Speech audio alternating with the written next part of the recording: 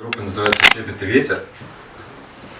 И мы ставим себе цель объединить различные этнические направления музыки вместе под одной общей идеей. Что это за идея? Я думаю, каждому из вас будет понятно уже в процессе самого концерта.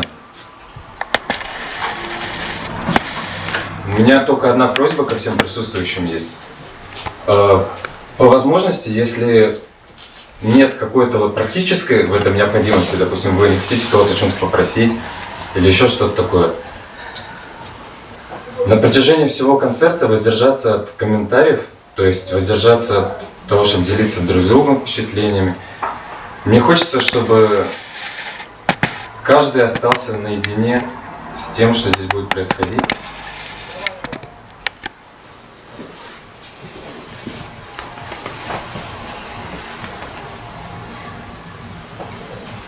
Мы начинаем.